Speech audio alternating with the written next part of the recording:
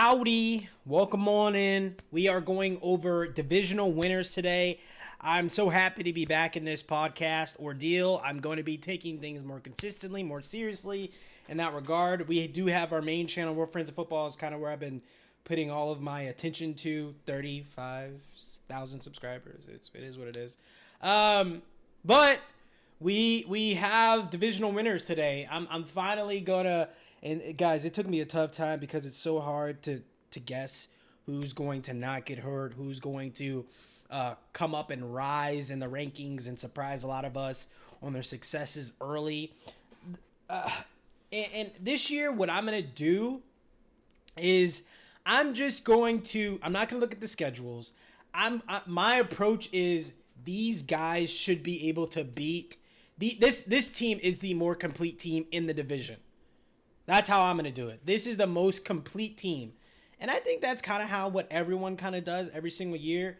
But it's hard to guess the injury. It's hard to be accurate on the upcoming receiver that no one's known, like the Puka Nakua, the impact that he is going to have in a new rule. Nico Collins, who's going to be the Nico Collins that comes out, that's been a receiver in the league for a few years now, and he just comes out and shoots everyone with amazing talents. Who's going to be the Sam Laporta? Who's going to be the young rookie in any position that really takes a hold of the offense and does a lot of serious things in his first season? These are the things that people kind of don't know. It's kind of like a gray land of, oh man, all these variables and trying to get everything perfect. So I'm just gonna ramble. I'm just gonna go off the hip, and I already know who I'm going with, so that's good. The NFC East, I pretty much agree with all the sports books. Having the Eagles at a minus 150 for Bovada. The Cowboys that are plus 185, plus 900 for the Commanders, and then plus 1,700 for the Giants. And pretty much what I'm doing is this. I think the whole CeeDee Lamb situation, I'm gonna start treating it like the Bengals situation. Because Jamar never tweeted. I guess CeeDee's tweeted some weird things, so I'm of the belief that where there's smoke, there's fire. When we saw things of A.J. Brown last year, there was smoke. So that turned into a fire later on. And there's so many things. Deron Bland is out for the season, but Trey Diggs is back. And so there's value in that. Definitely value in that. But you just lost another starting corner, which you lost your starting corner last year. Kind of in the same spot for the Cowboys. I do like Tyler Guy, and I think the offensive line, Cooper Beebe, the new center, I think the offensive line is going to be intact.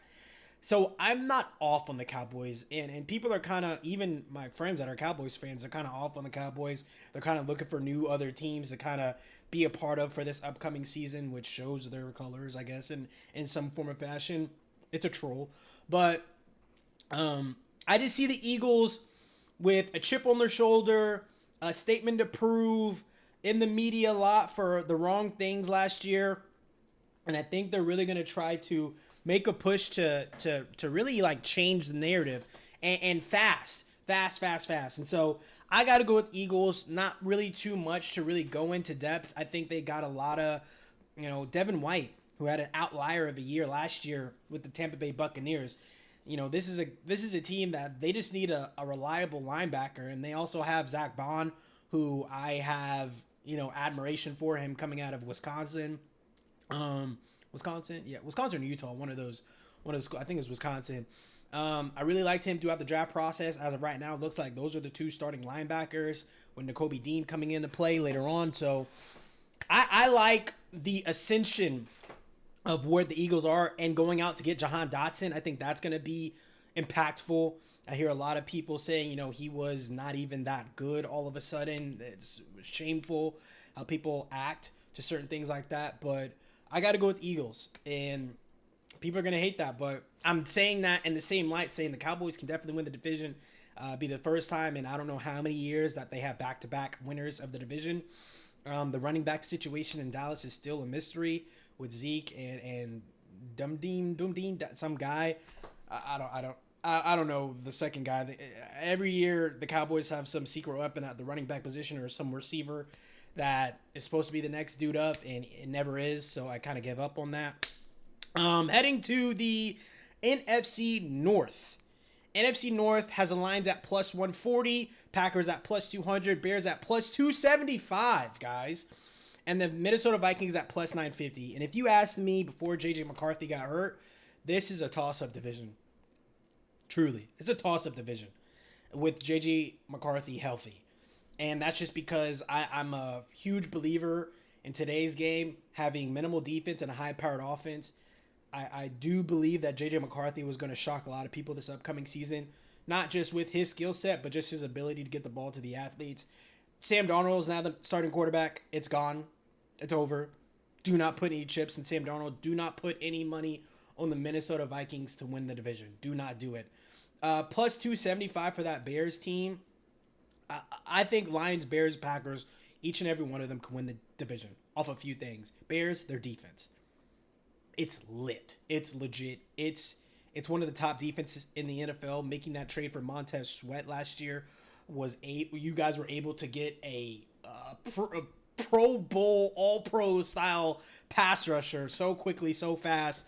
And then we haven't even talked about a potential top 15 quarterback as a rookie in Caleb Williams and the maturation he's already shown as a rookie. I think this Bears team is going to make a legitimate run for their money. I think if you do have $100, go ahead and put it on the Bears at plus 275. I won't be doing that. I would love to do that, but I see the Lions at plus 140, and the Lions have not gotten worse, guys. I don't think they could be better, and they could be electrifying. I see a lot of things with Jameson Williams this upcoming season. Been seeing a lot of things throughout this training camp process. Him looking really good. A lot of praise his way as well. Amon-Ra St. Brown. You guys know the boys over on that team. Sam Laporta, what he's going to be able to do in year 2, along with Jahmyr Gibbs, David Montgomery, and then new Sion Biaki, the rookie running back they have. So many beautiful things are working out for the Lions. I'm going to take the Lions to win the division, but that doesn't mean that I'm not off on the Packers at all.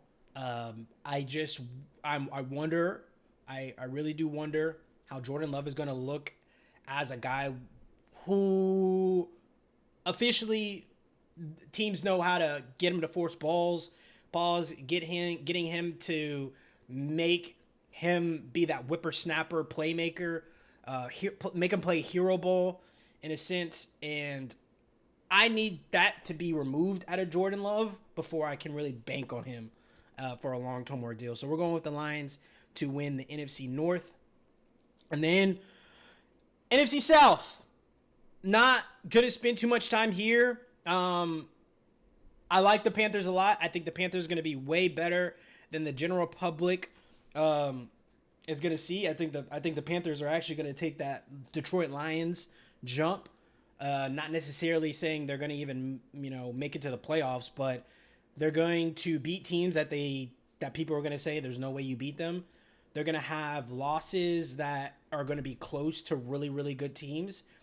And I just think I believe with Deontay Johnson in year 2 for Bryce Young, with the coupling of Dave Canales, that offense is just going to look better. Of course, with new rookie running back Jonathan Brooks, I think he has a lot to show the world as well. I like the Panthers a lot, but they're not going to win the division. Dennis Allen and the Saints, it's so crazy. I'm not going to bank on Derek Carr anymore. I think this is going to be a 9-win team, 8-win team possibly, maybe even 7 wins. I don't know. Double digits is not in their wheelhouse right now. I haven't seen Dennis Allen do anything to give me life into this team. There's no life in the Saints. If they're good, they're good. That's kind of what it is. If they're good, they're just a good team, or everything's just lining up well for them in this upcoming season. So I'm going to go with the Atlanta Falcons to win this division, taking it away from the Tampa Bay Buccaneers, who won it last year. And y'all know I'm a huge Baker Mayfield stan. I love Baker. I love the Mike Evans, Hall of Famer for sure. Rashad White. I just think with the Falcons and Kirk Cousins, we finally see Kyle Pitts people want to rank. Oh, we saw Kyle Pitts as a rookie. Stop. Shut up. And then, we get to see Drake London and what he really is going to become and what he is actually going to be. They finally have a quarterback to do things. And then year 2, Bijan. There's so many new things. And you got Justin Simmons. You got Matthew Judon. You still have Jesse Bates. You got AJ Terrell, who just got paid. I think it's just going to be the Falcons. And they're currently sitting at minus 135. I would say take the Buccaneers plus 285 if you want to make a buck. I probably will bet on the Tampa Bay Buccaneers, but I think the Atlanta Falcons are going to win the division. I do. I think they're the better of the group. Now, NFC West, things get fun. I think this is going to be a Los Angeles Rams season. I think they're going to get back to that Super Bowl pedigree. I don't think they're going to win the Super Bowl, but I think they're going to start getting their wins in the mid to late ends of the season. They're usually a team that starts pretty slow. They're usually a team that they start 0-2 or 1-1. They have a really good win and they'll have like a really weird loss just super early, or they'll lose to a strong opponent early and people kind of go off on them. They kind of run away from the Rams, and when they pick their head up mid-season, they're like in the hunt to win the division. So I'm just going to be at them for the forefront. Miles, why are you walking away from the San Francisco 49ers to just win the Super Bowl? We've already said multiple times, where there's smoke, there's fire. And I think with this Brandon Ayuk situation, yeah, sure, awesome, great, you got it. He's not gone yet. He could still play for the San Francisco 49ers, but there's just been too much, man. There's just been way too much. He's been on podcasts saying, I'm going to play with that guy over there, and he's pointing to another quarterback that's not Brock Purdy. And he's just gone around, talked about his frustration. We already know Deebo Samuel is not a route runner at all. So that's less eyes on Brandon Ayuk, who I don't think he'll play for the San Francisco 49ers. And even if he does, what's his spirit going to be like? He might just go out there and ball, but what's it like already for the locker room? Who knows? I don't. Christian McCaffrey has already said weird things in interviews, like referring to him as a former teammate. Maybe in his brain, he's already checked Buddy off. So I don't know. Of course, they have George Kittle. Of course, they have CMC. CMC had a great season last year. Not saying it's an outlier, but Joe Burrow gets that thing. If he's healthy, if C-Mac's healthy, is still something we need to say. And I've already seen he's been, kind of nicked up in this, training camp process, and he has some nicks and things like that. It's just, if the 49ers win, it's up to the running back. And I know Brock Purdy's fun, and the defense for the 49ers, but I feel way more confident going with you put all the quarterback. And then there's the Cardinals, man. I just think the defense is not there yet. They're at plus 1,100. I think Kyler is going to be a man on a mission this upcoming year with Trey McBride, with James Conner, the running back. It's all over my head right now. I'm thinking about Trey Benson as the running back too, because I have a lot for Trey Benson. Is it Trey Benson? No. Benson. I'll leave it there. For the Cardinals, rookie running back, I think he's going to do a lot of great things. And then it's up in the air still with the Cardinals, but I'm just going to take the Rams at plus 325. Sean McVay, I think they've filled up well enough within the interior to help with the replacements of Aaron Donald. And then we get Cooper Kupp and Puka Nacua all year. Health is a huge thing for them, but I think as long as Matthew Stafford's healthy, there's a shot. Heading to the AFC. We're going to do the Chiefs first. We're just going to do the Chiefs first. Chiefs win the division at minus 310. You're going to win no money. You bet $300 you bet $310, you get $100. So go with that with what you will. It'd be fun to see these Los Angeles Chargers make a splash in year one for Mr. Coach Harbaugh. I always forget if he's Jim or John. I don't know what's wrong with me. I think he's Jim. I don't know what's wrong with me. John Harbaugh. Okay, I already know that one. So he is Jim.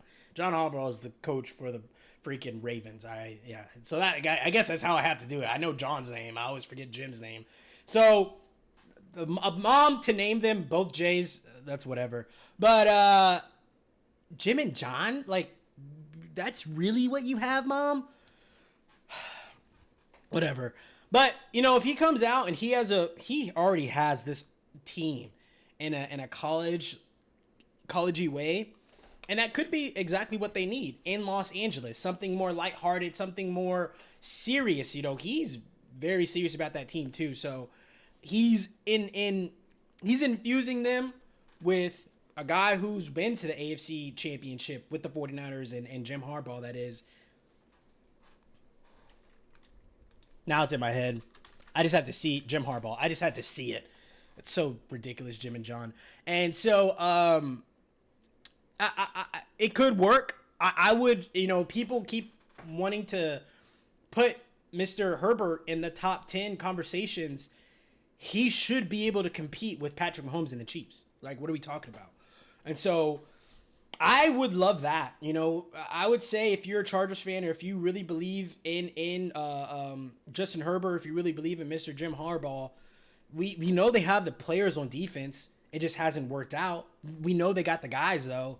So we'll see. I'm not really going to go into the Broncos or the Raiders because those are just, the quarterbacks just aren't fair to talk about compared to the other quarterbacks we talked about, Patrick Mahomes and Justin Herbert already. So I'm going to go with the Kansas City Chiefs. And then -20 Houston Texans for the AFC South. That's who I'm going to go with as the AFC South winners. I was flirting with the possibilities of the Jacksonville Jaguars. They started season last year so good, man. So good, and things just fell apart. So we could anticipate that again early in the season for them to get things running, get things rolling. I think they were up to like 8 wins and then just fell. Like the Eagles, they just fell apart.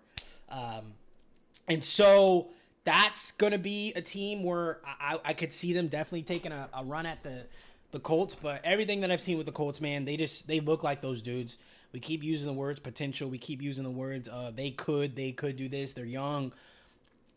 I just think with the growth of the game, with high school and college, we could start seeing these young talents that show us everything in year one, see them do it again, to where Miles has to then go back into his ordeal of how he does things with saying, oh, this team's going to have regression or this player's going to have regression. And it could just be these guys are what they are as a rookie, and they can only get better because of how college ball and high school ball is today. And so I'm going to go with the Texans. Please put money on the Colts at plus 330. If AR and JT stay healthy all year, they could have a zone read scheme that is electric. Michael Pittman could have that Nico Collins impact where it's seen and indented as a number one receiver for sure in Michael Pittman. That Nico Collins claimed that title last year. So we'll see. We'll see. But I'm going with the Houston Texans. AFC North. We'll do them last. AFC East. Bills at plus 160. Jets at plus 170. Dolphins at plus 215. I do think the Patriots at plus 2,700. 2,700. I think it's the biggest one. That's the biggest. Yes. For them to win the division, that's damn. That's the biggest. That's the largest. That's more than the Commanders. That's more than Commanders. That's not crazy, but that's more than the Giants. The Giants have a better shot of winning the NFC East than the Patriots do have the AFCs. I don't think that's. I guess. Yeah, I guess.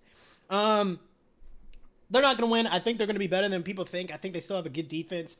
I think or good enough defense. I still think they have a strong running attack with Ramondre Stevenson and I think Jacoby Brissett should be the guy that starts out the season. It shouldn't be Drake May. It should not be Joe Milton. I will not be fooled by the media. I saw Joe Milton play live. If there's anything saying Joe Milton is better than Drake May as a guy who is very critical of Drake May, stop. And I was even critical of Drake May. I was just saying he's not quarterback 1. He's quarterback 3 in the draft. I said other things, but that was pretty much the conclusion of what I was saying. I'm going to take the New York Jets. I like the Miami Dolphins. I do. I promise I do. I think them losing Christian Wilkins, that interior defensive tackle, is huge. Huge. Him heading to the Raiders, it's so good for the Raiders. I think the Miami Dolphins, they'll look nice. They'll win a lot of games. They'll beat the brakes off the bad teams. But when the Miami Dolphins meet the New York Jets, when the Miami Dolphins meet the Buffalo Bills, when the Miami Dolphins meet the New England Patriots, it could just be a beatdown. A beatdown, a game of both teams. And I can't confidently say that Tua's going to be healthy all year. He's black all of a sudden. I don't know. He's a brother all of a sudden with afro and shit.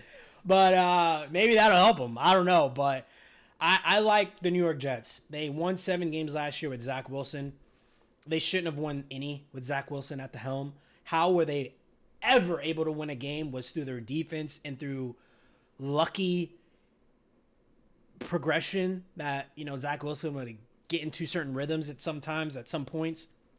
And so all my brain is doing is this. Matt Milano has a torn bicep for the Buffalo Bills. That's everything. Up to week 5 or week 6, I think, Matt Milano was like one of the best linebackers last year. And in 2022, he was known as like the top linebacker, even over Fred Warner, I believe. I think Fred still had the hype right behind his name, but I think the better season in 2022 of the 2 linebackers was Matt Milano. He's gone for a few weeks at least. It says indefinitely with a torn bicep. Leader of the defense, huge. But I still think the front seven is going to be nice. I think James Cook is going to be the way out with Josh Allen. But the receivers with Keon Coleman, who is not a separator, but he's a big catch radius guy. I like him a lot. I think Khalil Shakur is technically their number 1. Technically. I don't love that. New York Jets. Garrett Wilson's a top 10 wide receiver, and Miles Thomas's book that in. They have Benson in their backfield. Breece Hall, sorry. Oh, it was Trey Benson. I get Trey Benson and Breece Hall are the same person. Breece Hall is in their backfield. This is a dude at Iowa State that has shown a lot of great things, who had a lot of crazy great runs as a rookie. Aaron Rodgers is going to be able to empty out the box for him to have great play. And a lot of people are like kind of saying Aaron Rodgers is done. He didn't get hit once last year. He's healthy.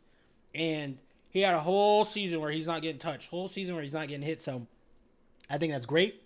I'm going with the New York Jets at plus 170. I think they're the most complete team in that division by far.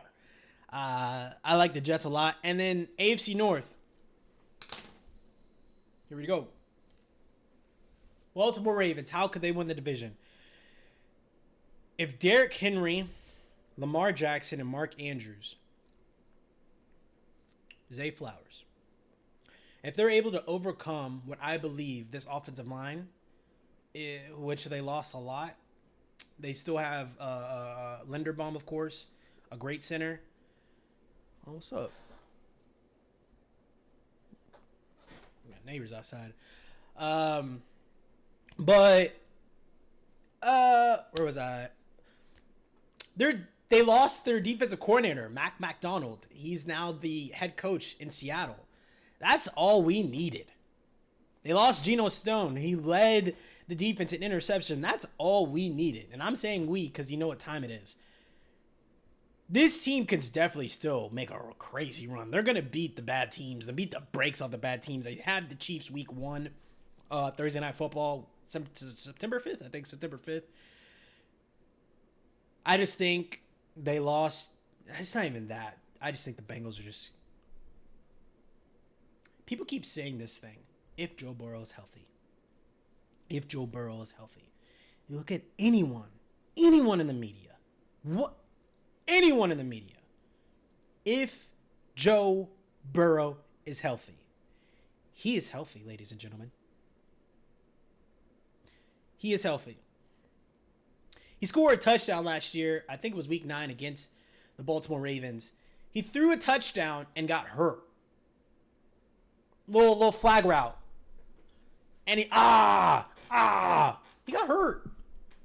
And he still, I don't know how many, Carson Wentz did it. He got injured he tore his ACL, broke his shiznits throwing a touchdown. So, I'm going to go with the fact that there's not going to be a freak accident to take Joe Burrow out. Freak accident, his rookie season. He had this ankle problem. He had this calf issue that people talk about in year 2. It makes sense because he tore his ACL. He broke every bone in his knee. So, of course, he has calf issues because he's overcompensating. He's overtraining. That's something in a press conference that he talked about this year, that he overtrains, and so he pulled back on that. He believed that was an issue with his injuries. And then this past year, he was just overthrowing in the offseason because he just wanted to be ready. And so it really plagued him in year 23. 2 years ago, in year 23, when he had the unfortunate problem with his throwing arm and the vein, or there was like a tendon issue with his throwing arm. He's healthy, guys. The offensive line is great. Having Trent Brown at the right tackle position, Orlando Brown Jr. at the left, Chase Brown in the backfield. We still have T. Higgins and Jamar Chase. I don't care what anyone says. They're happy. They're not paid. But, T. Higgins is going to get like $18 to $20 million in a franchise deal. He doesn't have the long-term security. We get it. But he's about to get $20-something million for this year. Just being a top receiver as a franchise tagger. Jamar just didn't want to get hurt in the training camp process and the preseason games. I believe that's why he didn't practice. I think it's just code to kind of, when you're going through contracts, to just sit out. Like Jamar loves football too much to just sit out. I think just listen to his agents. If there is anyone to take the crown from Cincinnati Bengals, it is 100% the Cleveland Browns. The Cleveland Browns can definitely win this division. They're the only ones that I'm really scared of. Truly. They beat the shit out of beat the shit out of the Bengals every year. Every year. Joe Burrow cannot figure out the Browns. And so Myles Garrett, like they have just dudes on that defense. Jeremiah Owusu-Koramoah, who's one of the top linebackers in this league, along with multiple people on that defense. Denzel Ward, like they have so many dudes on that defense. I could honestly keep going, but I don't want to because it makes me sick. Just offensively, what do they do? What's up with Nick Chubb? Is Jerome Ford going to be the starting running back all year?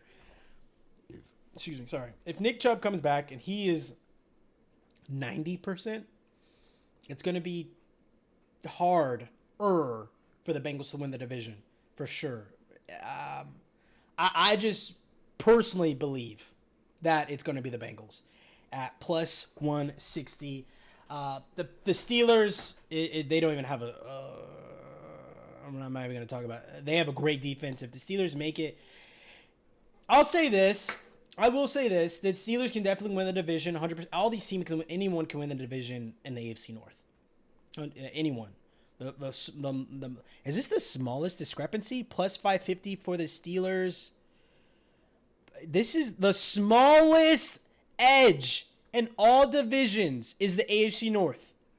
Plus 550 for the Steelers. That's the like the fourth place team. That's the lowest that they're going to be able to even freaking, I don't even know how to say it. They're the worst team. And so very competitive division. Vegas doesn't know who's going to win it. Miles does, as the Bengals. Comment, subscribe. That is just a little breakdown of what I think each divisional winner is going to be.